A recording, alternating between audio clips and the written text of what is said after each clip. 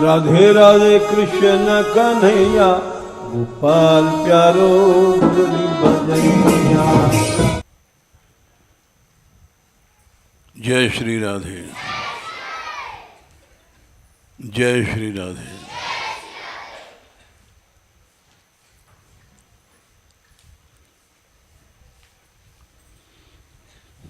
यद्यपि आज गुरु पूर्णिमा है,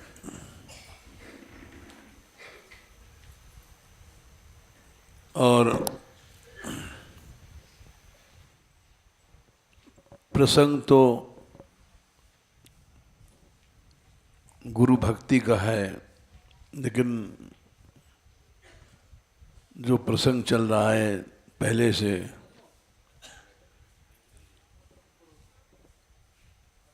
उसको ही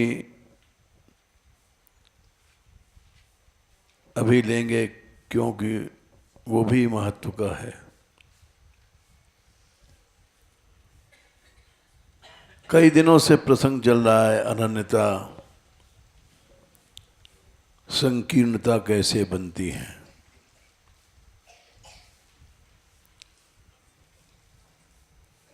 और ये इसलिए लिया गया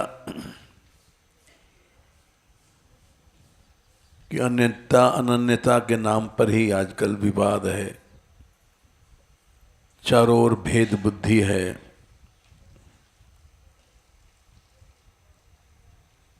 इसलिए वो विषय लिया गया।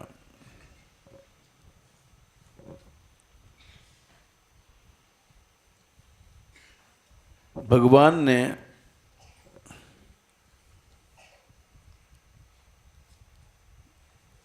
इस विषय को स्वयं कहा है। 11वें स्कंद में चल रहा है प्रकरण आजकल।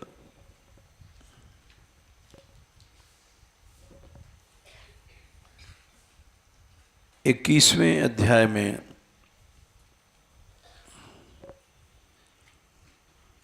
मनुष्य किस प्रकार से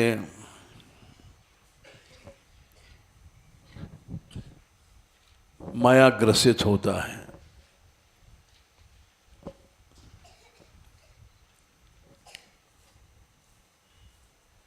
भगवान बोले उद्धव से,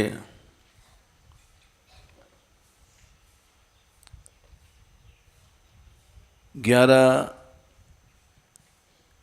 21 और 19वें में शुरू किया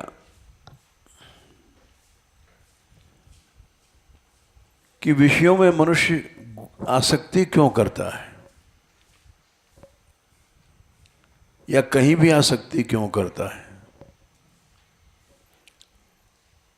उसका कारण है गुणाध्यास।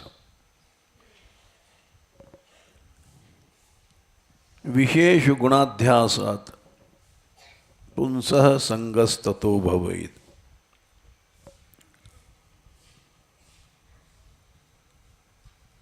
हम लोग एडवर्टाइजमेंट क्यों करते हैं गुणाध्यास के लिए, कि बहुत कीमती माल है, कहीं नहीं मिलेगा। अपने आप को प्रदर्शित क्यों करते हैं गुणाध्यास के लिए। हम बहुत ऊंचे भक्त हैं, हम बहुत अनन्य रसिक हैं, ये क्यों कहते हैं। गुणाध्यास के लिए। हमारे में ऐसा गुण है। किसी विशेषता को लेकर के चलना, ये गुणाध्यास है।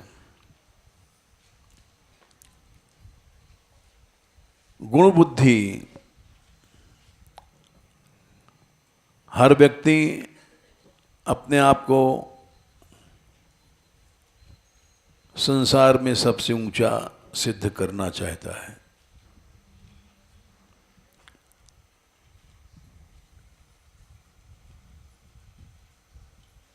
ये मानव का स्वभाव है। एक बार किसी ऐसा सुनते हैं कि फ्रांस की घटना है, वहाँ यूनिवर्सिटी में को फिलॉसफी के हेड ऑफ डिपार्टमेंट थे, वो क्लास ले रहे थे अपने बच्चों की, और उन्होंने पूछा कि संसार में सबसे ऊंचा आदमी कौन है, बोलो। तो किसी ने अनेक नाम लिए, बोले सब गलत है। अब एक बात बताओ, संसार में सबसे ऊंचा देश कौन है? तो स्वाभाविक है वो अपने देश के सब लोग कहेंगे फ्रांस। फ्रांस में सबसे महत्व का स्थल कौन है? बोले राजधानी पेरिस। बोले पेरिस में सबसे ऊंची जगह कौन है? बोले यूनिवर्सिटी। यूनिवर्सिटी में सबसे महत्वपूर्ण सब्जेक्ट कौन है? तो लोगों ने कहा फिलॉसफी। क्यों? फिलॉसफी पढ़ते थे। और फिलॉसफी में सबसे प्रमुख व्यक्ति कौन है? हेड ऑफ डिपार्टमेंट, आप। तो संसार का सबसे बड़ा आदमी कौन हुआ? बोले आप।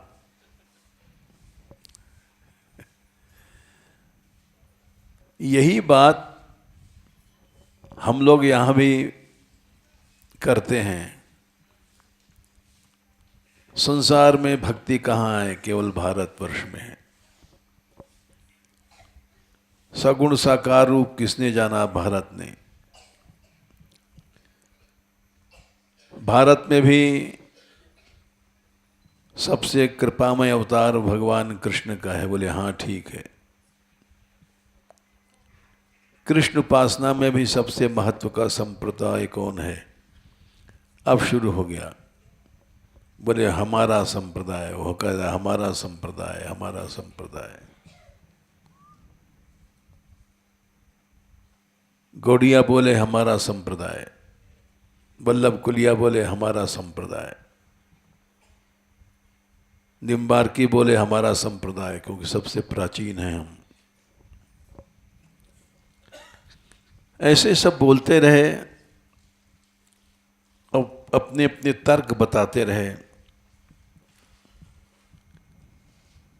लेकिन वो सब तर्क का लक्ष्य क्या है? गुणाध्यास।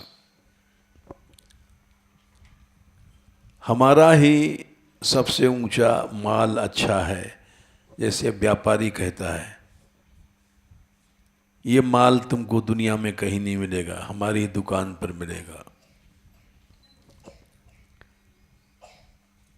फैशन क्यों करता है आदमी? गुणाध्यास के लिए।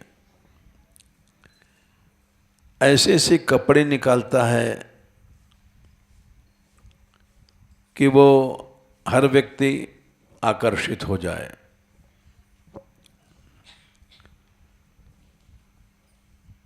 स्त्रियां हैं,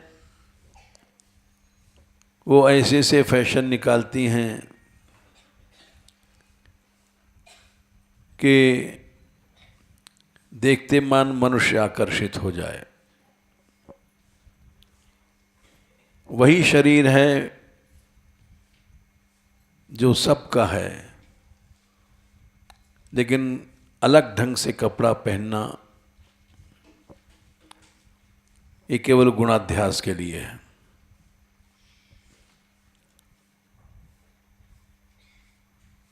इसलिए हम विषयों को क्यों भोगते हैं? गुणाध्यास के लिए, कि इसमें बड़ा आनंद मिलेगा। इस विषय में बड़ी मिठास है, सुखाध्यास है, सुखाभ्यास है।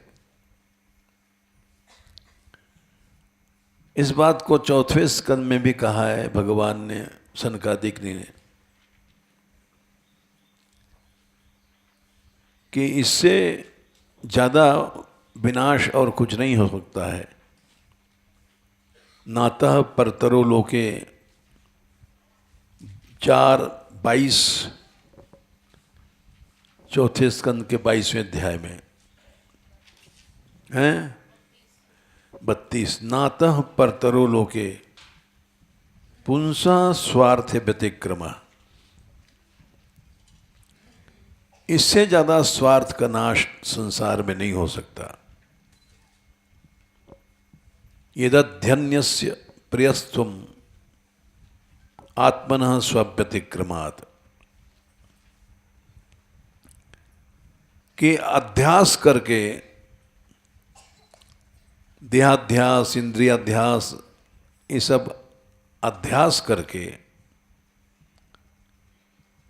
हम प्रियता पैदा करते हैं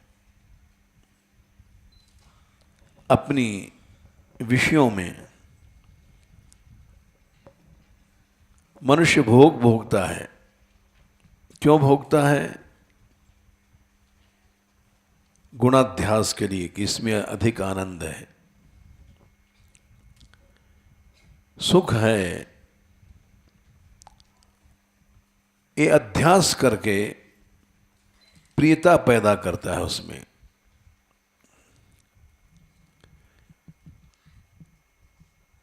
शरीर एक ही है, बुढ़ी हो जवान हो। युवती शरीर के पर आसक्त होता है ज्यादा। ये केवल उसका भ्रम है।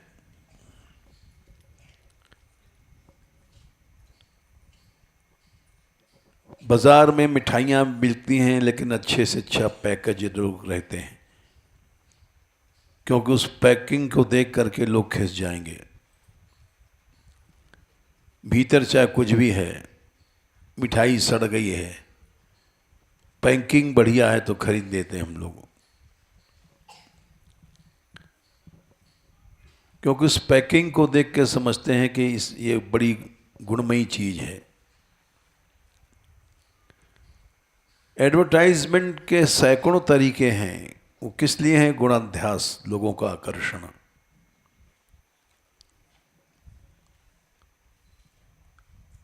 लोग श्रृंगार करते हैं, पुरुष हो स्त्री हो। क्यों करते हैं? गुणाध्यास के लिए, कि हमारा शरीर बड़ा सुंदर है, बड़ा रमणीक है। गुणाध्यास के कारण ही आसक्ति होती है। गुणाध्यास न रहे, अगर दोषाध्यास हो जाए तो आसक्ति खत्म हो जाएगी। भगवान ने गीता में कहा है कि तुम विषयों में दोष देखो। 13वें अध्याय में आता है दुख दोषानुदर्शनम। क्या है पूरा श्लोक? इंद्रियार्थेषु वैराग्यम अनहंकारेव च जन्म मृत्यु जरा व्याधि दुख दोषानुदर्शनम। वैराग्य तभी होगा जब तुम उसमें दोष बुद्धि करोगे। हम लोग गुण बुद्धि करते हैं। ये रूप बड़ा सुंदर है, इसका मुख सुंदर है। हम जब पढ़ते थे तो अभिज्ञान शाकुंतल में एक श्लोक पढ़ा था, वो तो भूल गए। बोले शकुंतला दिखाई पड़ रही दूर सी, ऐसा लगता है कि सारा शरीर पुष्पमय है। स्तन हैं कमल की कली जैसे हैं। और वो उस श्लोक का भाव यही है कि सारा शरीर पुष्पमय है। ये क्या है? अतिशयोक्ति है। गुणाध्यास कर रहे हैं। भर्तृहरि ने इसी को पोल खोल दिया। बोले अरे कवियों, तुम लोग इसको चंद्रमुखी बताते हो, और ये तो कफ का घड़ा है मुख, जिसको चंद्रमुख कहते हो। मुखम श्लेष्णाश्मागारम तदपि शशांकेन तुलितम। श्लेष्मा कहते हैं कफ का मटका है मुख, और इसको चंद्रमुख कहते हो तुम। कैसा ठगते हो तुम लोगों को। स्तनौ मांस ग्रंथिर कनक कलशावित्युपमितौ। स्तनों को सोने का कलश बताते हो, और इसमें इतनी गांठें हैं कि जिसको गिनी नहीं जा सकती। स्तनों में गांठों का, ग्रंथियों का समुदाय है, उसको सोने का कलश बताते हो।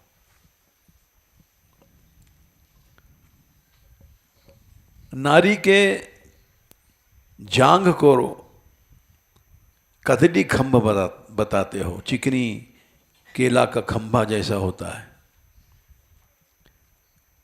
और वो क्या है, मूत्रागार है। श्रवण मूत्रागारम,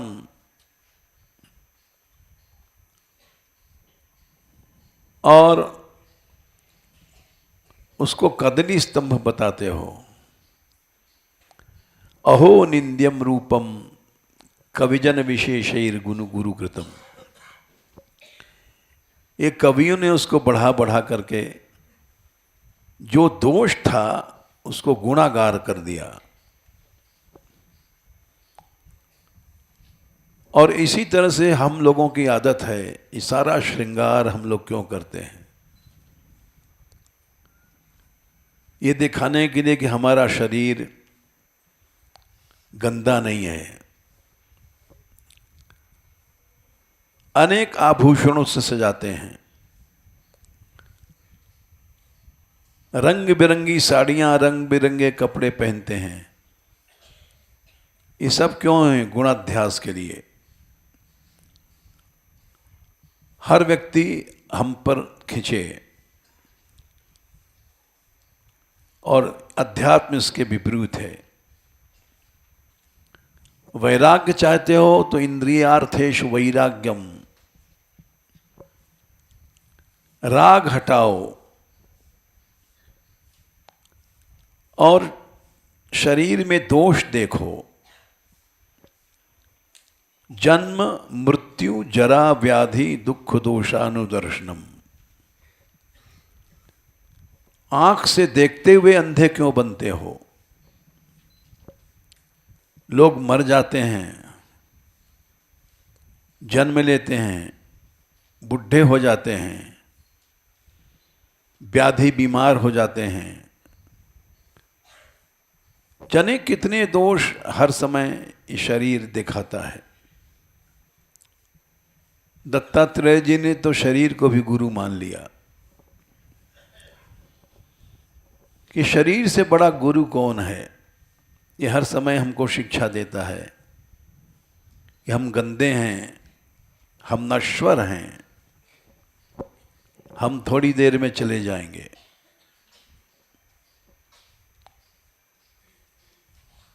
ये गुरु बताता है तुम हमको मत पकड़ो। लेकिन मनुष्य गुणाध्यास रखता है। ये हमारी स्त्री है, हमारा परिवार है, हमारा साथ देगा।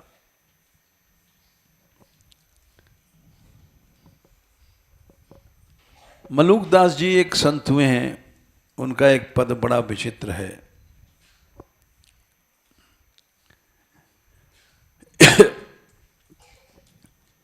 दीनबंधु दीनानाथ मेरी ओर हेरिए।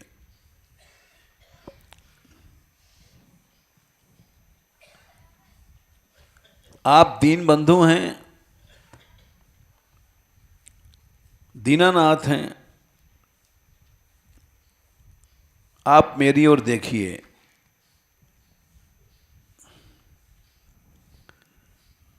बोले दीन तुम कैसे हो? बोले भाई ना ही, बंधु ना ही, कुटुंब परिवार ना ही।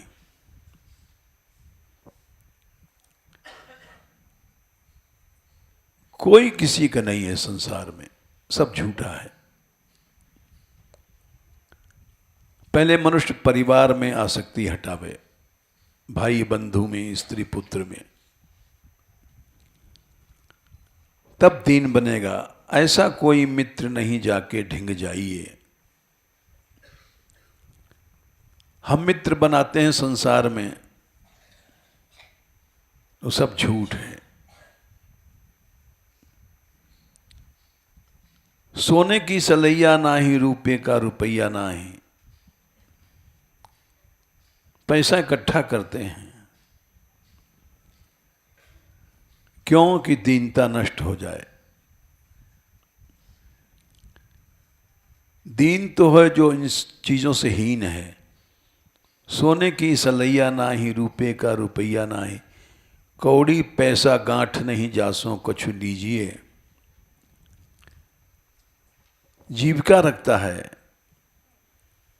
बोले वो भी छोड़ दो। खेती नहीं, बारी नहीं, वाणिज्य व्यापार नहीं। ऐसा कोई साहू नाही, जासों कछु लीजिए। कहत मलूक दास, छोड़ दे पराई आस। रामधनी पाके, अब काके शरण जाइए। संसार में कहीं भी तुम मन को फंसाओगे तो दीनता तुम्हारी नष्ट हो जाएगी। वहीं आना पड़ेगा कि न कोई माता है, न कोई पिता है, न परिवार है। जो मलुकदास जी ने कहा, जो लक्ष्मण जी ने कहा,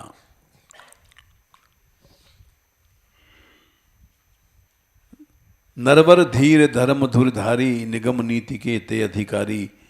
राम की आज्ञा टाल दिया। राम ने कहा, लक्ष्मण अयोध्या अनाथ है इस समय, पिता मरणासन्न है, मैं वन में जा रहा हूं। भरत शत्रुघ्न चले गए नंसाल, अयोध्या एकदम अनाथ है। कोई नहीं है माताओं की सेवा करने वाला, गुरु की सेवा करने वाला,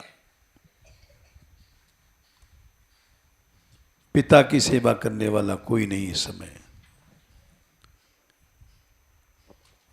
वेद कह रहा है, मातृदेवो भव, पितृदेवो भव, आचार्य देवो भव। लक्ष्मण जी ने मना कर दिया। ये वेद की आज्ञा मानने वाले धार्मिक लोग होते हैं, मैं धार्मिक नहीं हूं। नरवर धीर धर्म धुरधारी, निगम नीति के ते अधिकारी।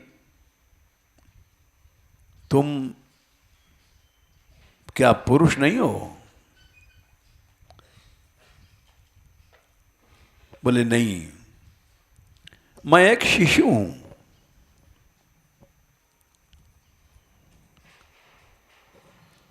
मैं शिशु प्रभु स्नेह प्रतिपाला।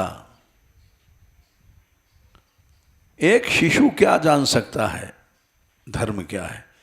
किसी गोद के बच्चे को कहो कि बेटा माता ईश्वरी है, इसके गोद में तू टट्टी न मत करना, इसकी गोद में तू लेटा है, लात नहीं मारना, तो क्या पालन कर लेगा आपकी आज्ञा? एक एक शब्द समझना बड़ा कठिन है। लक्ष्मण जी ने कहा कि मैं तो नर मनुष्य ही नहीं हूं। श्रेष्ठ मनुष्य लोग वेद को मानते हैं। नरवर धीर धर्म धुरधारी, निगम नीति के अधिकारी। मैं मनुष्य नहीं हूं, फिर मैं तो शिशु हूं। मैं शिशु प्रभु स्नेह प्रतिपाला। एक छोटे से बच्चे पे धर्म का बोझ रखते हैं आप, क्या उचित है? एक हंस के बच्चे पर पहाड़ रख दिया जाए तो क्या वो मरेगा नहीं, चटनी नहीं बन जाएगा? मंदर मेरु कुले ही मराला, मैं ये सब बोझ नहीं ले सकता हूं। मातृभक्ति, पितृभक्ति, गुरु भक्ति, ये जो आपने कहा, बोले मैं जानता नहीं कौन माँ है, कौन पिता है, कौन गुरु है। अच्छा, गुरु पितु मात न जानो काहू। अरे भाई, तुम हमारे साथ गुरुकुल में पढ़े हो, विश्वामित्र के साथ, हमारे साथ हम तुम गए हैं, ऐसा तो नहीं तुम झूठ बोलते हो? बोले झूठ नहीं बोलता हूं मैं, सहज स्वभाव नाधिपति आऊ, मेरा स्वभाव ऐसा बन गया है। मैं गया था अवश्य आपके साथ, विश्वामित्र के साथ, और वशिष्ठ की आज्ञा थी, ये गुरु हैं, लेकिन मेरे स्वभाव में नहीं है। मेरा स्वभाव ऐसा बन गया है कि न कोई गुरु है, न कोई माँ है, न पिता है। मैं जानता ही नहीं कौन हूं ये सब। गुरु पित मातु न जानो काहू, सहज स्वभाव नाथ पति आऊ। सब बात कट गई। उदाहरण एक ऐसा दिया, एक शिशु का आप भाषण करें छोटे से गोद के बच्चे को कि बेटा माँ तेरी ईश्वरी है, इसकी गोद में टट्टी मत कर, तो कुछ नहीं समझेगा। मैं तो शिशु हूं। शिशु स्नेह से प्रतिपालित होता है, उसको धर्म ज्ञान नहीं दिया जाता। उसको धर्म ज्ञान देना ही अन्याय है। आप हमको जो धर्म ज्ञान दे रहे हैं, गुरु भक्ति, मातृभक्ति, ये सब हमारे साथ अन्याय कर रहे हैं। कितने मधुरता से उन्होंने बात काटी नहीं है, लेकिन सहज स्वभाव की बात है। जब भगवान में हमारा ऐसा भाव हो जाता है कि संसार की पहचान कोई नहीं है, जो मलुकदास ने कहा, ऐसा कोई मित्र नहीं। हम लोग मित्र बना लेते हैं, ये हमारे गुरु भाई हैं, काका गुरु हैं, चाचा गुरु हैं, सब मिथ्या है। ऐसा भाव आ जाए, इसी को पराभक्ति कहते हैं।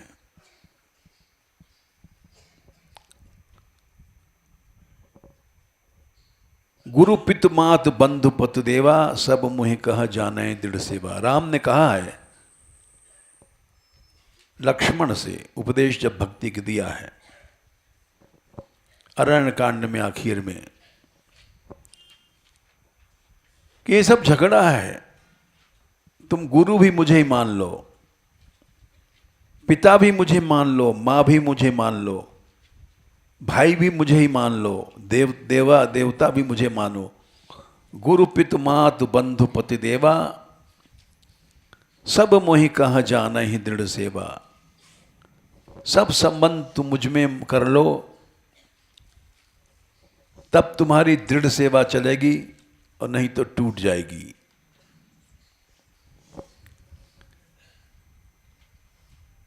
जबकि गुरु साक्षात ईश्वर होता है, और भगवान ने अपने मुख से कहा कि तुम गुरु ही मुझे मान लो, यह भी झगड़ा है। एक बहुत बड़ी बात उन्होंने कही, जो कि किसी संप्रदाय के से समर्थित नहीं है। और इसी बात को शंकर जी ने भी कहा है, उमा राम समहित जग माही, गुरु पितु मातु बंधु प्रभु नाही। शंकर जी ने कहा है कि हे देवी उमा, भगवान के समान हित कोई नहीं हो सकता है, न गुरु, न माता, न पिता, सब झगड़ा है। ये चरम सत्य है। इसीलिए लक्ष्मण जी ने कहा कि वेदों में ये बात लिखी गई है, जहां लग जगत स्नेह सगाई, प्रीति प्रतीति निगम निज गाई, वो सब झूठ है। मोरे सबई एक तुम स्वामी, दीन बंधु उर अंतर्यामी। सच्ची भक्ति यही है। बिना सर्वत्यागम नहीं भवति भजनम यदुपते। सर्वत्याग के बिना भगवान का भजन नहीं होता।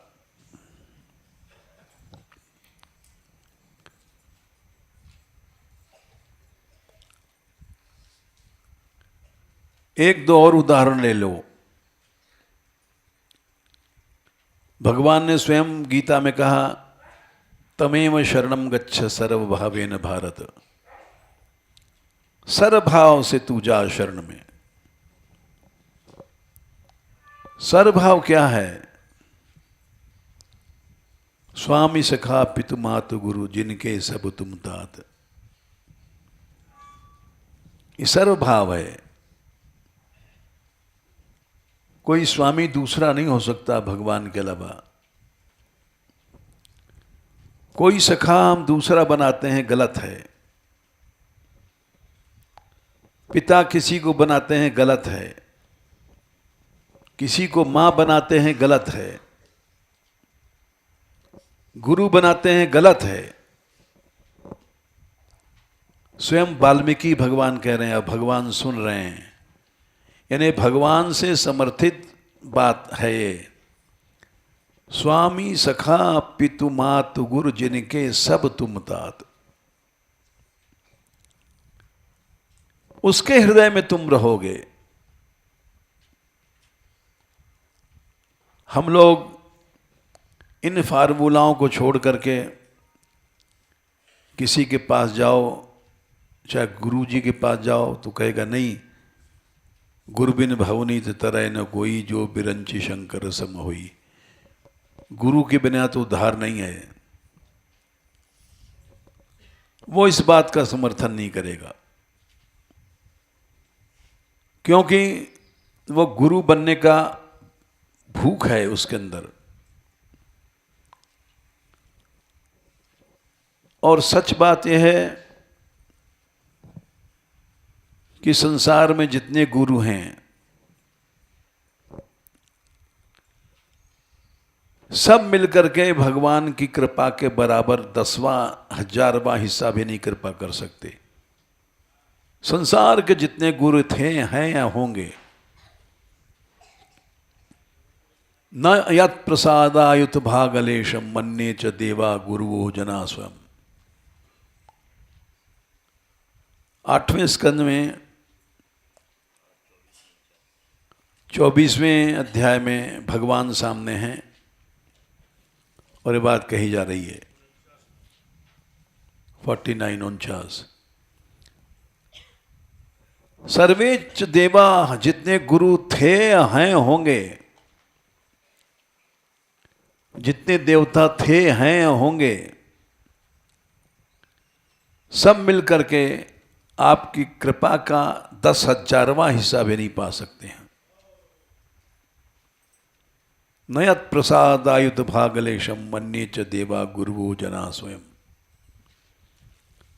कर्तुम समेता प्रभंति पुंसस्तमीश्वरम त्वाम शरणम प्रपद्ये। इस बात का समर्थन कोई सांप्रदायिक नहीं कर सकता। चाहे किसी संप्रदाय के व्यक्ति हो, वो इसको गलत बताएगा। यद्यपि भगवान की वाणी है, जहाँ जहाँ हम प्रमाण दे रहे हैं, रामायण भागवत गीता, लेकिन वो उसको गलत बताता है, क्योंकि उसके अंदर स्वार्थ है। क्या स्वार्थ है गुरु बनने का? इस स्वार्थ को छोड़ने वाला ही सच्चा भक्त है।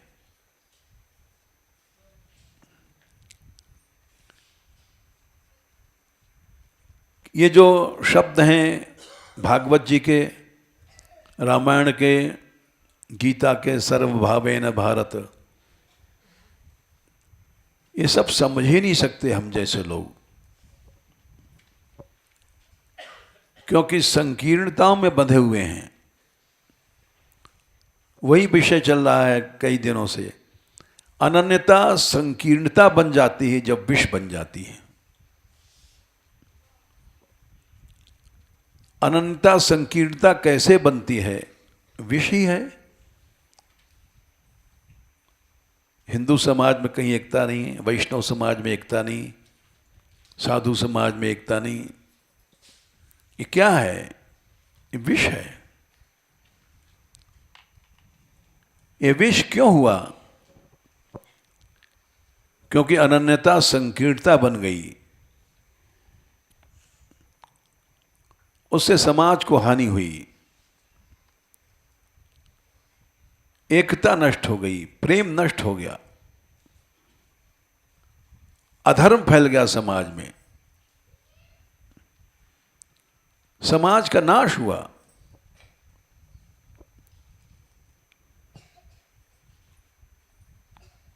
वैष्णवता का नाश हो गया। का क्षेमा निज परयोः, निज पर जहां भेद है वहां कल्याण नहीं है। कियान अर्थ स्वपरद्रुहा धर्मेण, जिस धर्म में मेरा तेरा भेद है उससे क्या प्रयोजन सिद्ध होगा? कुछ नहीं होगा।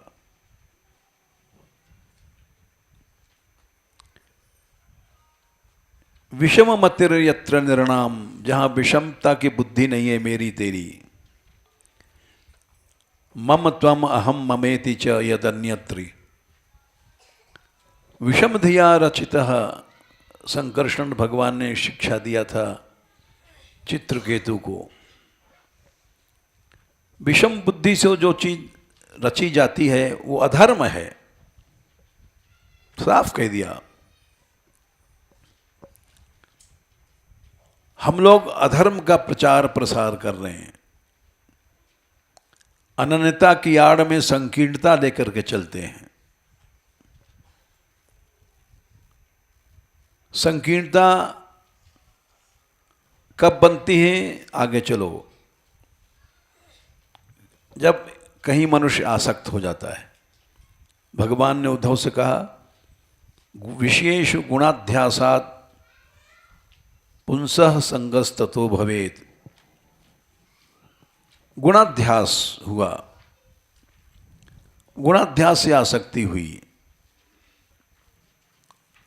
यह आसक्ति शुद्ध आसक्ति नहीं है भगवान में, गुणाध्यास को लेकर के आसक्ति है। फर्क समझो।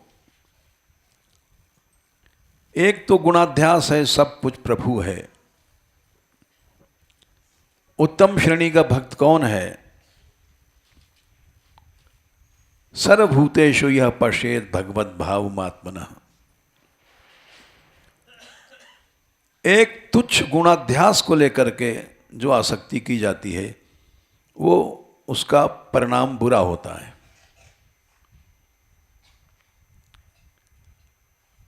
गुणाध्यास से आसक्ति भई, फिर उद्धव आसक्ति के बाद फिर काम पैदा हो जाता है, इच्छा।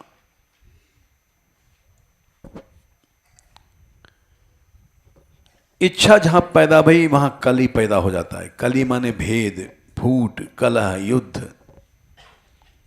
16 अर्थ होते हैं कली के।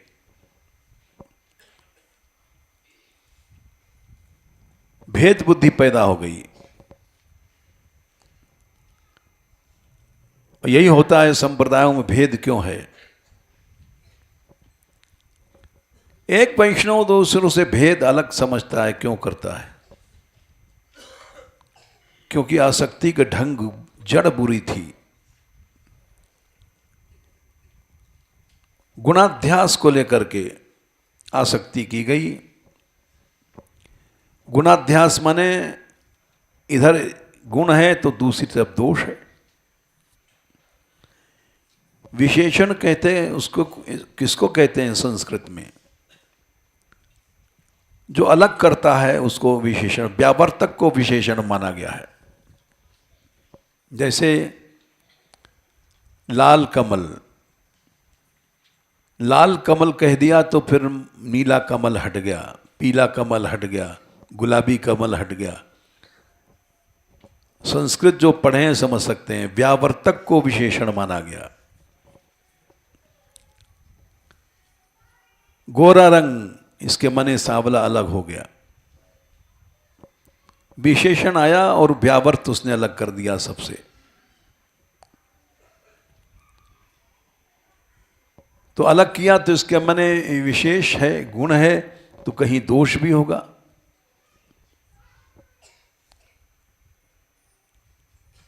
भगवान ने कहा है गुण और दोष बुद्धियां जहां खत्म हो जाती हैं, उद्धव से कहा है एक अध्याय में,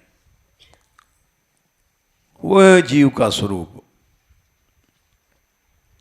गुण बुद्धि दोष बुद्धि दोनों से उपराम हो गया।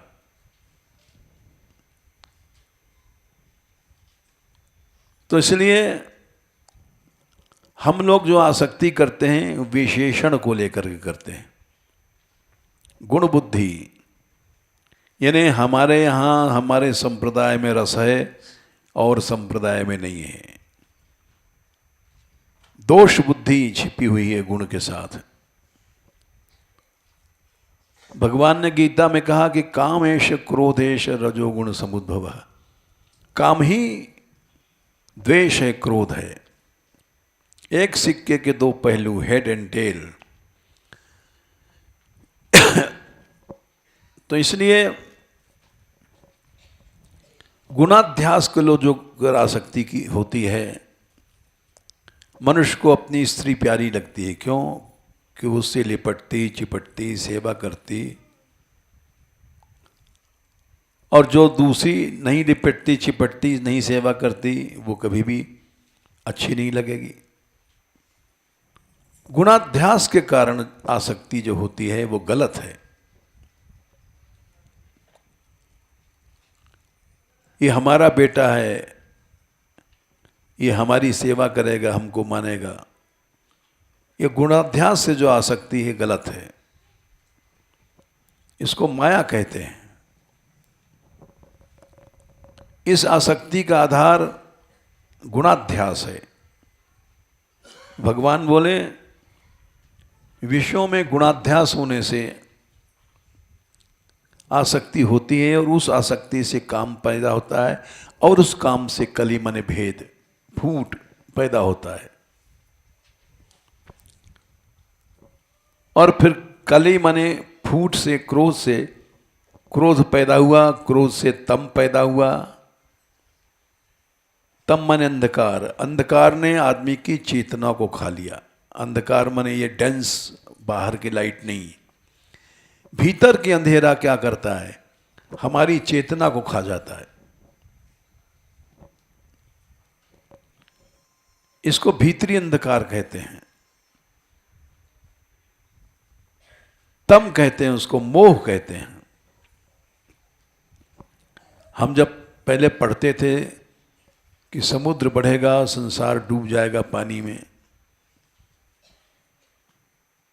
और सब लोग डूब जाएंगे, तो सोचते थे भाई पानी आकाश तक बढ़ेगा, चंद्रमा सूर्य सब डूब जाएंगे, ऐसा कैसे हो सकता है। बहुत दिन तक उलझे रहे। पीछे सूरदास जी ने बताया कि भजऊ न मेरे श्याम मुरारी, कृष्ण का भजन करो, समुद्र में नहीं डूबोगे। बोले लिखा तो है प्रलय में सारा संसार डूब जाता है। बोले गलत है, यह संसार समुद्र, लेकिन मोह जल, मोह का पानी है। ये स्थूल पानी नहीं है कि सब डूबो देगा। और उस पानी में लहरें तृष्णा तरंग उठत जिए भारी, तृष्णा की तरंगे लहरें उठ रही हैं। इस स्थूल पानी में तृष्णा की तरंगे नहीं हैं। तो वो जो भीतर का अंधकार पैदा हुआ, वो उसने चेतना को खा लिया। चेतना क्या है? सद असत को समझने की शक्ति चेतना है। अब चेतना चली गई तो हम भूल जाते हैं, आचार्यों की बुराई करते हैं, महात्माओं की बुराई करते हैं, महापुरुषों की बुराई करते हैं, क्योंकि भीतर की चेतना चली गई है। तमसा ग्रस्यते पुंसश्चेतना व्यापनी द्रुतम। भगवान बोले 11, 21, 20 में कि तुम अगर सावधान नहीं रहोगे, गुणा शक्ति नहीं छोड़ोगे, तो तुम्हारी चेतना चली जाएगी। चेतना गई और तुम मुर्दा हो गए। भले तुम तिलक लगाओ, गौड़िया बनाओ, बल्लभ कुरिया बनो, कुछ भी न हो। तया विरतः साधो जंतु शून्याय कल्पते। उस चेतना के हटने से तुम शून्य बन गए। कैसे? ततोस्य स्वार्थ विभ्रंश मूर्छितस्य मृतस्य च। मूर्छित हो गए। जैसे मूर्छित व्यक्ति को तुम गाली दो, कुछ भी करो, पता नहीं, माला पहनाओ, पता नहीं, मृत मुर्दे की पूजा करो, पता नहीं, मुर्दे को माला पहनाओ, पता नहीं। इसी तरह से तुम चेतना चाहने पर तुम मूर्छित हो जाओगे और मृत हो जाओगे। फिर तुमको पूजा की जाएगा तो पता नहीं, अपमान किया जाएगा पता नहीं, कुछ नहीं पता पड़ेगा। चेतना चली जाती है। क्या कारण है? एक छोटा सा उदाहरण देते हैं कि जब से भारतवर्ष स्वतंत्र हुआ, कोई भी प्रधानमंत्री इतना वोट नहीं पा सका जितना इस इलेक्शन में एक व्यक्ति को मिला। इसके पहले जितने मंत्री थे वो चेतना रहित थे। क्या उचित है अनुचित है सोच नहीं पाया उन्होंने। उनमें केवल इतनी एक ही चेतना थी, जोड़ लो, किसी तरह से इकट्ठा कर लो। और इस व्यक्ति में कुछ चेतना रही जीवित। ये इतना अंधा नहीं हुआ कि अपने जोड़े, परिवार ही नहीं तो किसको जोड़ेगा। इसी को भक्ति कहते हैं। भारतवर्ष का नाम भारत क्यों पड़ा? बहुत लोग जानते हैं, अपने अलग अलग मत देते हैं। भारतवर्ष नाम इसलिए पड़ा, 3 भारत हुए हैं भारतवर्ष में। ये अलग बात है सबसे विचार। 3 भरत नामे हुए हैं। एक तो राम जी के भाई भरत, एक जड़ भरत और एक दुष्यंत के पुत्र भरत। इन्हीं में किसी के एक को चुनना चाहिए। उसी के आधार पर भारतवर्ष नाम पड़ा। राम के भाई जो भरत थे वो उनके नाम पर तो नहीं पड़ सकता, क्योंकि राम बड़े थे। बड़े के सामने परंपरा के अनुसार छोटा का नाम पूज्य नहीं होता है। वो तो यूं कट गए। दूसरे थे भरत जी, जो जड़ भरत राजा थे। और भगवान ऋषभदेव के 100 पुत्रों में थे। और हमने जहां तक विचार किया, शायद उन्हीं के नाम पर ये भारतवर्ष पड़ा है। इसके पहले उनका नाम था अजनाभ वर्ष, इस देश का नाम भागवत के हिसाब से। अजनाभ वर्ष को पीछे उन्होंने 1 करोड़ वर्ष तक राज्य किया। वैराग उसके बाद हुआ, और ऐसा वैराग हुआ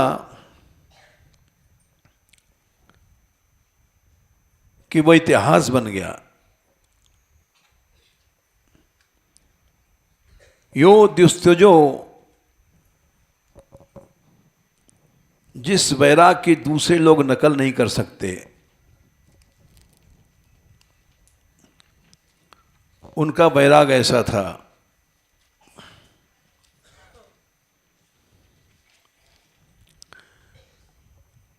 यो द्युस्तजान क्षित सुतस्वजनार्थ दारान, 7 द्वीप के मालिक थे।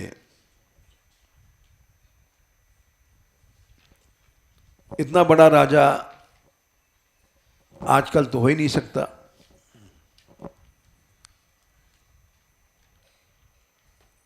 उस पृथ्वी का त्याग किया, बेटा बेटियों को त्याग कर दिया। भरत जी के 100 बेटे थे ऋषभदेव के, और 100 के 100 आध्यात्मिक हुए। इनके भी अच्छे बेटे हुए हैं प्रतापी, भरत जी के। और सुमति नाम का पुत्र था।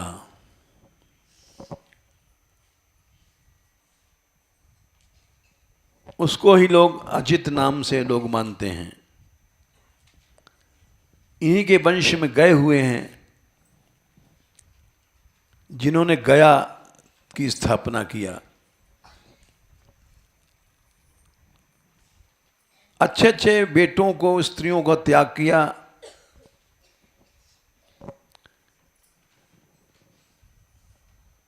क्षित सुत स्वजनार्थ दारान, धन संपत्ति जितनी थी सब छोड़ दिया, और इनके भक्ति के प्रभाव से देवलक्ष्मी इनके पास मोहित कराई। प्रार्थ्यम श्रियम सुरवरई सदयावलोकान, देवता लोग जिस लक्ष्मी को चाहते हैं, प्रार्थ्याम श्रियम सुरवरई है, इंद्रादि भी जिस लक्ष्मी को चाहते हैं, वो इनके पास आई सदयावलोकम, दया से देखती हुई कि हमको ग्रहण कर लो। लेकिन नैच्छन् नृपः, राजा ने में इच्छा नहीं किया कि ये हमको मिले। चाह रही है लेकिन नहीं चाह रहे हैं।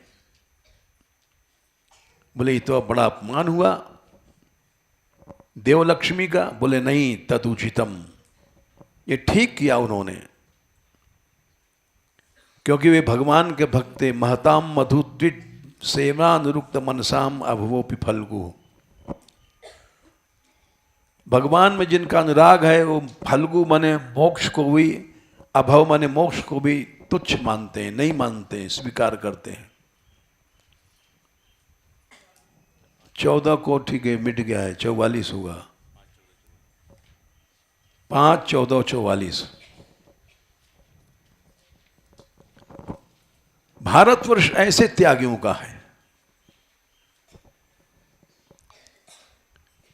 भारत की स्थापना करने वाले ऐसे त्यागी थे। देवलक्ष्मी को छोड़ दिया। हम लोग तो 10 के नोट पकड़ते हैं दांत से। भारतवर्ष का वही शासक सफल माना जाएगा जो आदर्श पुरुषों के त्याग पर चलेगा।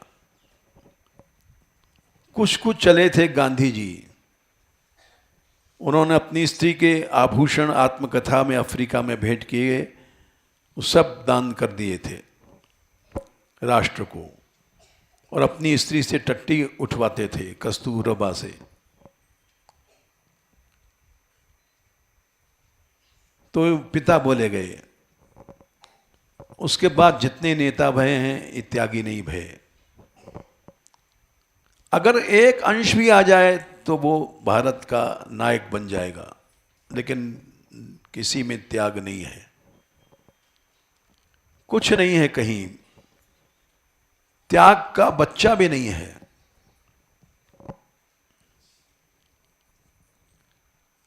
ये भरत जी जिनके नाम से भारतवर्ष पड़ा है। तीसरे भरत जी में हैं दुष्यंत के पुत्र, उनकी भी चर्चा कर दें। दुष्यंत के पुत्र वो भी बड़े यशस्वी हुए हैं, लोग उनका भी नाम लेते हैं। और क्योंकि वे भी बड़े भारी त्यागी हुए हैं। कैसे त्यागी हैं उदाहरण दे दें, क्योंकि उनका भी नाम लेते हैं लोगों।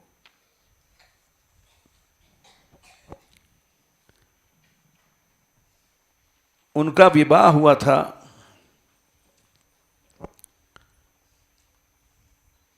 तीन कन्याओं से।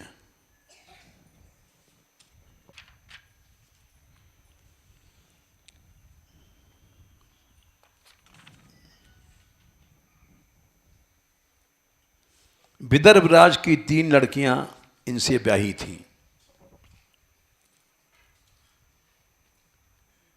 इन्होंने 133 अश्वमेध यज्ञ किए, इसलिए कुछ लोग उनको इनके नाम पर भी भारतवर्ष की कल्पना करते हैं।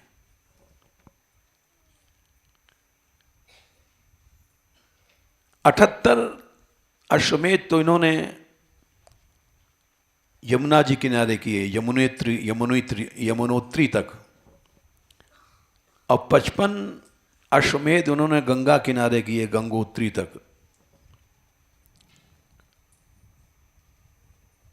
ये है इनका चरित्र 9वें स्कंद के 20वें अध्याय में 24वां 25वां श्लोक है। 133 इन्होंने अश्वमेध यज्ञ किए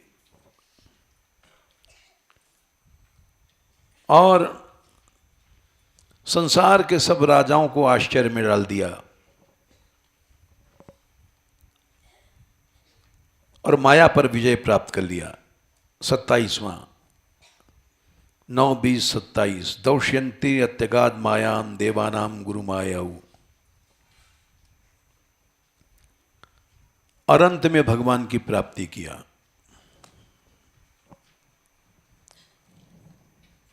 इसलिए इनका भी नाम लोग लेते हैं, इनके भी नाम पर भारतवर्ष पड़ा। लेकिन जो दुष्यंत के पुत्र थे ये बहुत पीछे हुए हैं, और जो ऋषभदेव के पुत्र हुए हैं भरत जी, वो बहुत पहले हुए हैं। उसके पहले भारतवर्ष का नाम था अजनाभ वर्ष, इसलिए उनके नाम पर भारतवर्ष पड़ा है, ऐसा मेरा विचार है। उनके पास देवलक्ष्मी आई, उन्होंने नहीं स्वीकार किया।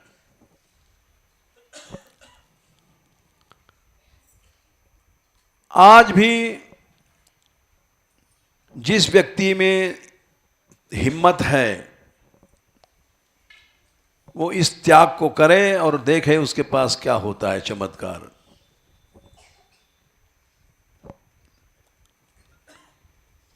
अपने आप संपत्तियां आती हैं, बिना बोले आती हैं। हम इस बात को कह सकते हैं, यहां मान मंदिर में आज तक किसी धनी का सम्मान नहीं किया गया, और यहां अपने आप संपत्तियां आ रही हैं। ये भगवान की कृपा है।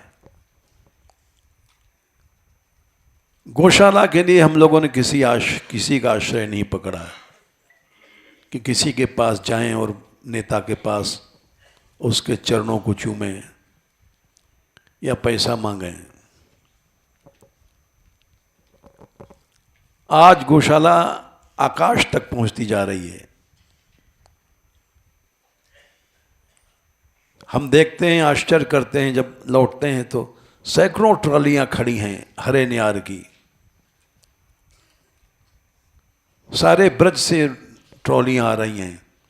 लोग ये कह रहे थे परसों कि महाराज ज्वार की खेती बंद हो गई थी ब्रज में, ये माता जी गौशाला कारण फिर से लोग बोने लग गए हैं कि ज्वार यहाँ बिक जाएगी, हरा न्यार चाहिए। और ट्रॉलियों को जगह नहीं खड़े होने की। इतना वैभव क्यों बढ़ रहा है, जबकि बीच में लोगों ने हमसे कहा कि गौशाला टूट जाएगी क्योंकि वहाँ हड़ताल हो गई है। हमने कहा हड़ताल बड़ताल कुछ नहीं, ये टूटेगी नहीं। जब टूटेगी उसके पहले यहाँ के लोग टूट जाएंगे।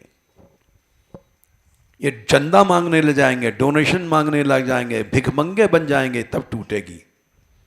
भीख मांगने वालों का कभी पेट नहीं भरता है।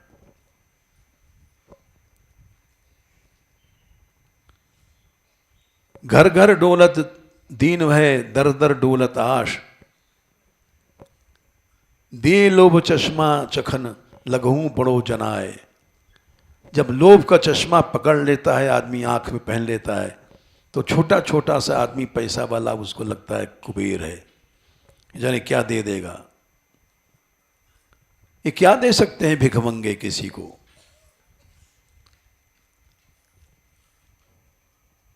इस गौशाला में करोड़ों तो छोटी चीज है, अरबों की संपत्ति पहुंचती जा रही है अपने आप। ये उसी दिन घटेगी जिस दिन हम लोगों में अन्याश्रय आएगा, मांगने लग जाएंगे, लोभ आ जाएगा। उसके पहले तो घट नहीं सकती। और हम समझते हैं कि अगर ऐसे बढ़ती रही तो विश्व की सबसे बड़ी गौशाला बन रही है।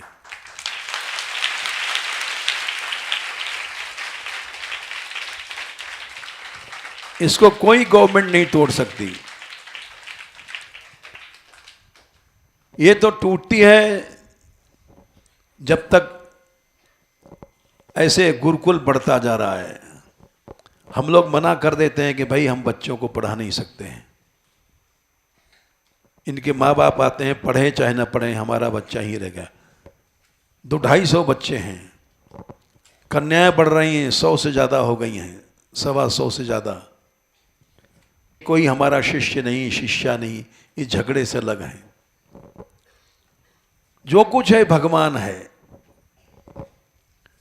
बस यही संबंध रखो। देखो संसार में कभी नहीं तुम हार सकते। पढ़ो रे भाई कृष्ण गोविंद गो मुरार, चरण कमल मन सन्मुख राखो कबहु न आवे हार। समय हो गया, ज्यादा बोल गए। जय श्री राधे।